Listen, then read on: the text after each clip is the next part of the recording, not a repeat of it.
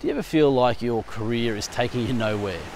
Staying in a job that you're not sure about can make you feel like you're wasting your time, but you'll be happy to know you're not alone.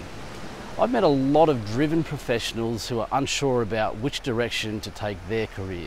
You might be surprised to know that some of these guys have already spent decades in the workforce. So this kind of confusion doesn't only apply to millennials. The important thing to take away is that no matter what stage you're in your career, confusion is a normal thing to experience. Just don't let it hold you back. In the months before I started my company, Web Traffic That Works, I was in a job which I'd describe as average. I've been in it for a few years, but I'd always found it difficult to leave because I was confronted with so many options.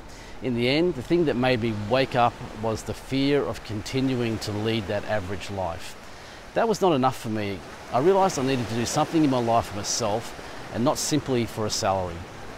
Now, I'd advise you to do the same. It's not worth staying in that job for a decade if all you're doing outside work is contemplating your next move. The question is, what exactly are you contemplating? Once you're sure about that, decide, is it worth making a move from your current job to get into that next stage of life? To decide this, you need to visualise how this move fits in with your career path, life plan.